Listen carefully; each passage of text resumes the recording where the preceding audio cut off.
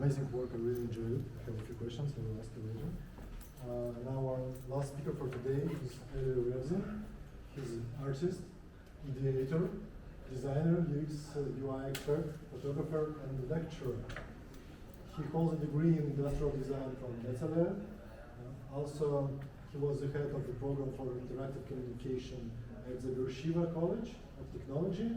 He has exhibited in various exhibitions and galleries in the country and the world, and at the same time teaches photography at Ben-Gurion University. Please give a round of applause to him. I'm gonna steal that cable from that computer and try to connect it into that computer. And it might work. Hi. Hi all.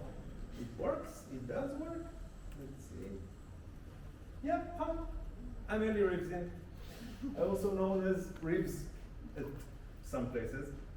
I'm an artist that really loves technology, and I'm also a street artist, a designer, at what's being said so far, photographer, and I also teach at the Ben-Gurion University currently. And today I want to talk about an installation I did recently that's called Bring Back the Colors. And I want to start with talking about the thing that brings calm into the most nerve-wracking moments, and it's called the progress bar. I want you to remember that it's a thing that calms us down while we wait to something. But let's jump to, no, you don't. Let's jump to a different place in time. So I've been asked not too long ago by the university's rector, the Ben-Gurion University in Beersheba, to think about an installation regarding the kidnapped brothers and sisters that part of them are still in Gaza. But at that point, there were already great installations in air, like the teddy bears in the Dizengoff Square that represented the kidnapped kids, or the Shabbat dinner that also was located in Tel Aviv near the museum that portrayed all the kidnapped people that were waiting for the Shabbat, or the Lights of Hope that was installed in Jerusalem near the Teddy Museum that showed each and every one of the kidnapped people as a light waiting to be turned off, I hope. All of them are amazing works. Really great, but they weren't up to my own personal checklist from an installation. They were all bold.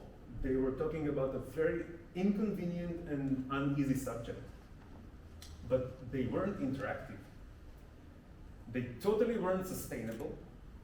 I know that it's not a great thing to talk about sustainability while at war, and yet you need to do something with 35 teddy bears or 200 and something chairs and plates that you need to pick up from that dinner.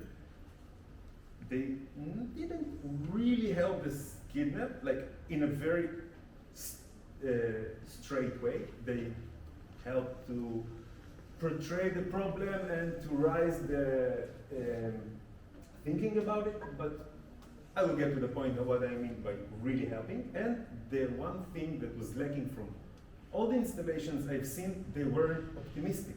They talked about a very shitty situation we're in at the current point, but let's go.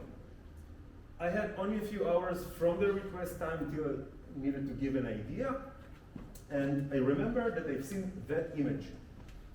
That image that popped somewhere over the social media that showed how many people were already released. At that point, we're 5. That pretty started with that.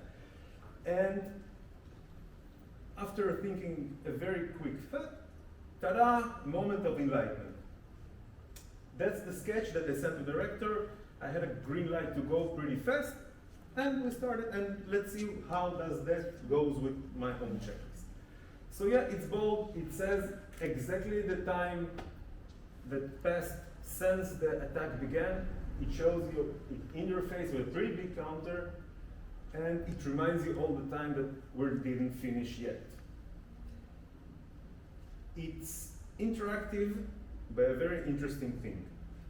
On each chair, and you will see it later, on each chair there is a bottle of paint and a paintbrush, waiting to be painted as the kidnapped are released. And there is even a WhatsApp group that collects all the people that want to participate in it, because I'm not the one who's painting it, it's supposed to be interactive. All the people that are participating in the paintings, there is a WhatsApp group that tells them, okay, next painting is at that or other point. It's sustainable because of two things. The first, all the chairs were recycled. There were discarded chairs that the university didn't use. I asked for them especially, except for the kids' chair that were bought. And there is another point that I'll get to it in a second, why it's even more sustainable.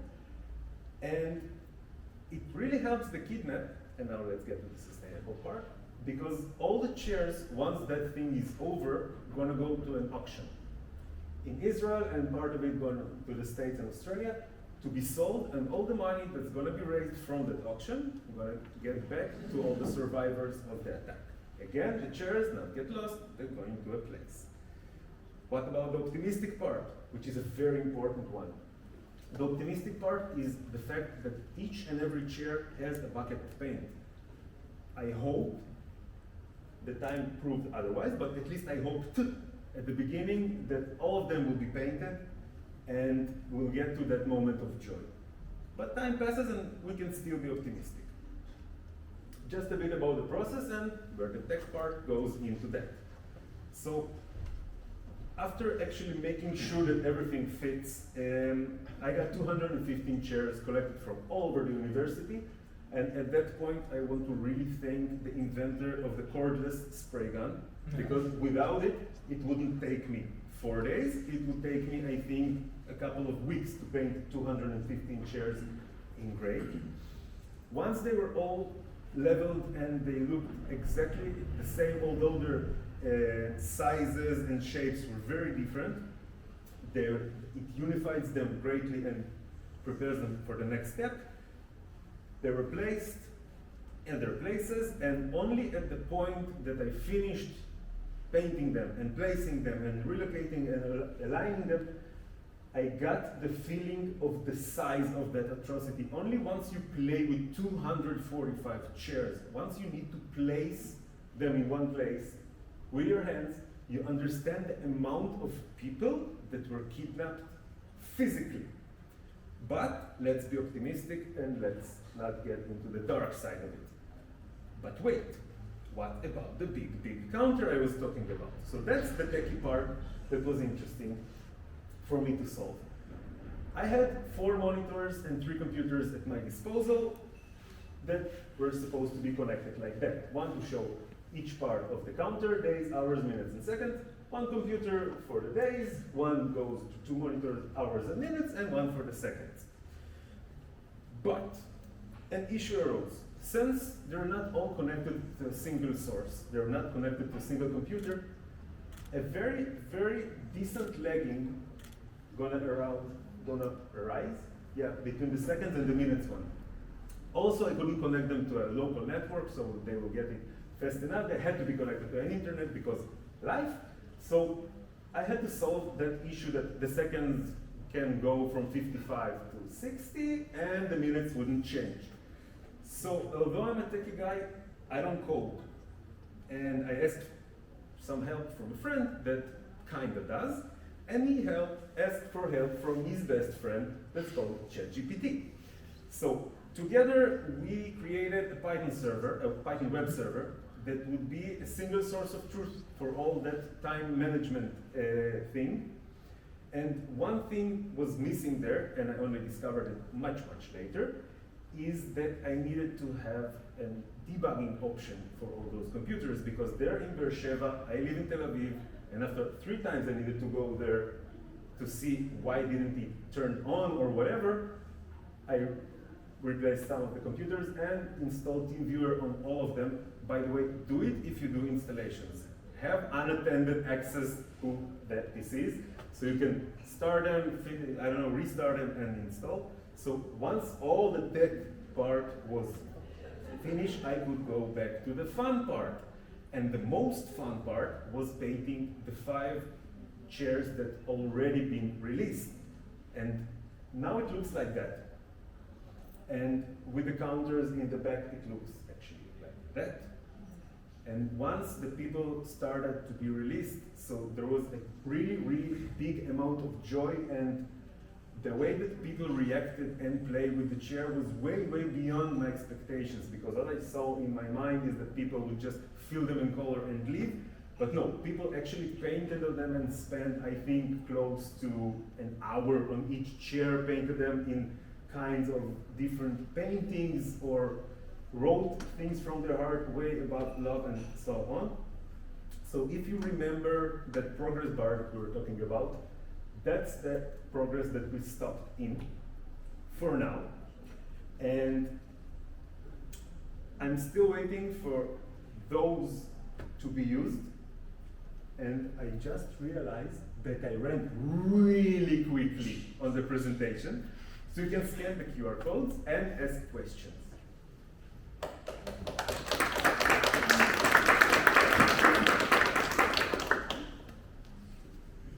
Yes.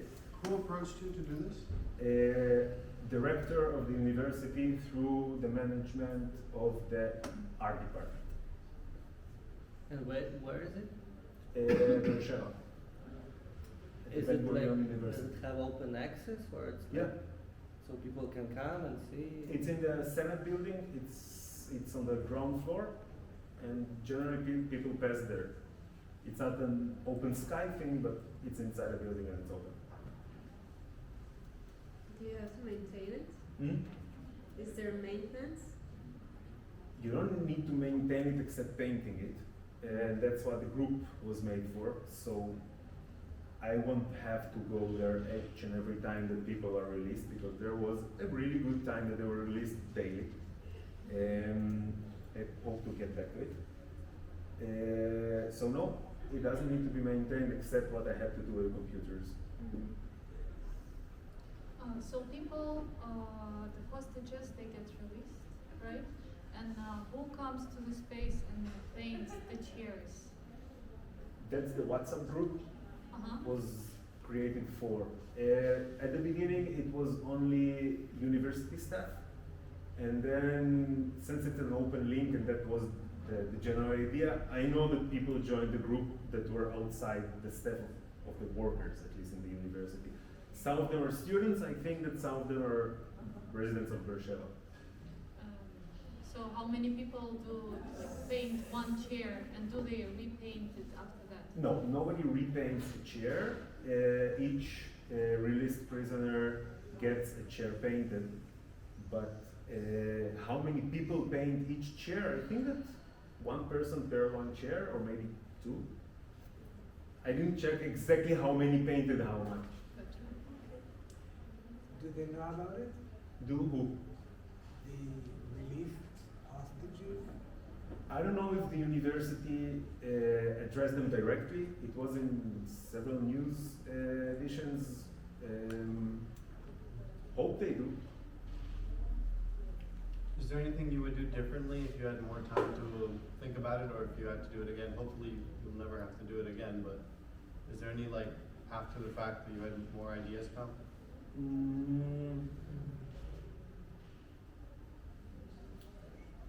I think I would go with a different type of paint. It mostly technical stuff that I learned from that thing, because since it was a kind of a living work, and each time people came to paint, I had an interaction with the computers or with the group or so on. So I think most of the things that were buggy were kind of repaired. I want to ask, you have a checklist for installation, and you use it for every installation you do? No, just for that one. That's what I felt that was missing in all the other really great works, because they were amazing, and I felt that I had to add a few parts, either to change it a bit, or I don't know, to get a different result. What will be your fate of chairs after installation? What would? What will be your fate of chairs after installation? What would be the What will be with the chairs after the exhibition? They're going into an auction. They're going to be sold as art pieces, and all the money gets to the survivors. I got it. And so it kind of closes the loop of not leaving the chairs in the university and actually helping those people. It's a weird question, but how did you address the fact that some of the hostages came back as dead? Less colorful. There is a black ribbon that is glued on the chair for each hostage that didn't came alive.